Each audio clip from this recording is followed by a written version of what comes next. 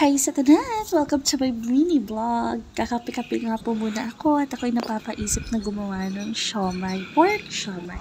Ito na nga po, butit malapit lang kami sa Alpha Mart. Ayun na nga po, pumunta na agad ako sa may carne section para kumuha ng ground pork.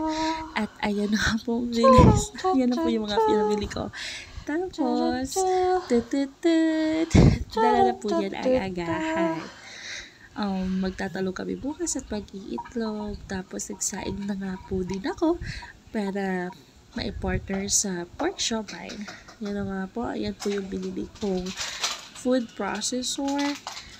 Ilalagay ko na lang din po sa yellow basket ang link kung saan niyo po siya mabibili. Yan, ano lang ako ng ginisa mix. It's not sponsored. Ginisa mix po yung 30% less sodium. Char!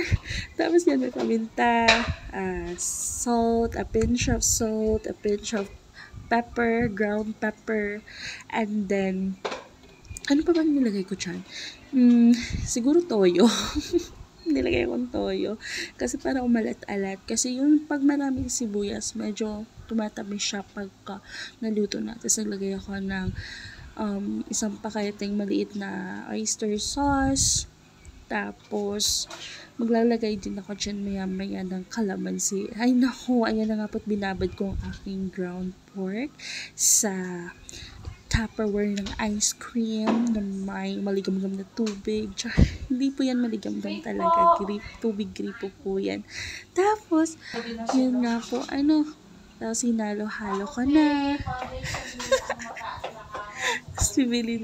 Tapos ibabalot ko na po yan sa Molo wrapper. Mas nakakatipid kasi tayo pagka tayo mismo yung gumawa at mas masarap yung homemade siomai kasi di ba yung mga siomai na nabibili madalas sa labas parang puro harina na lang siya, yung hindi ko masyado nai-enjoy. Ako lang ba? Pero parang ganun. Kaya tuloy, inaral ko talaga kung paano gumawa ng homemade siomai. Tapos, nakakatatlong Tupperware po yan. So, pwede pa siya pang agahan. Tapos, pwede pa siya kinabukasan, gano'n. Ref lang. Naglagay ako dyan ng kalamansi, tsaka konting suka, para pagka hindi naman siya makain kinabukasan or the next day, hindi siya agad-agad matapanis. At, yan nga po, realidad ng buhay, kamay-kamay. Pero nagbugas po ako right after, tapos yun nga po, hinalo ko na ulit. At maya-maya ay, ihahalo ko na siya sa Molo wrapper. Napaka big help din talaga ng may food processor kasi ang bilis lang magiling. Hindi, talagang means yung pagkakahati-hati ng mga bawang, sibuyas, bell pepper. Nalagay din pala ako dyan ng bell pepper. Tapos, pwede nga din ikaw maglungganisa. Tapos, sa mga susunod na araw, naisipan ko din gumawa ng chili garlic. Basta i-upload ko. Yan na nga po, ready to balot. Overheat nga yun. Yan po. Ma-amaze po tayo. Ma-amaze. Lahat ng palad ko. Yan po. Tapos itiklop-tiklop. Tapos Nabusog ako sa halo-halo. Daming siya, ganyan. Tapos automatic naman hindi talaga. Hindi pala nilalagyan ng bumukhang bulaklak siya kasi may asukal na yung mga wrapper. May konti lang asukal. Kaso mo, pag dinamihan ko. Tama. Ayan na nga. Pinabilis ko na at ang mabilis na matapos. Ang hinhin ko kasi. Kaya tuloy ang tagal ko matapos talaga magluto kasi minsan nagbabuffer pa yung mind ko kung ano kasunod kong ilalagay yung sa ganung moment.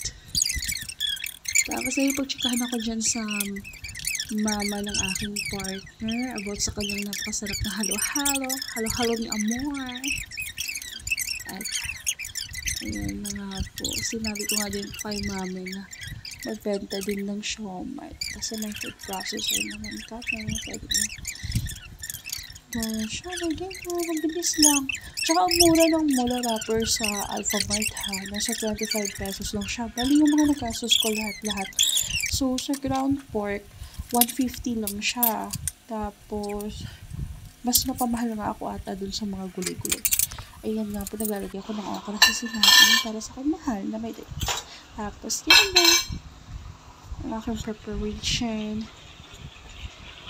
Yan. Siomay. Nasagluto din pala ako ng corned beef.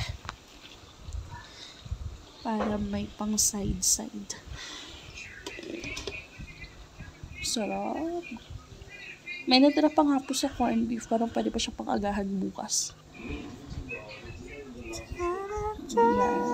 Tapos, ta-ta-ta. Ta-ta-ta-ta-ta. Nilagay ako yung strawberry video. Kain na po tayo. Ta-ta-ta. Ta-ta-ta.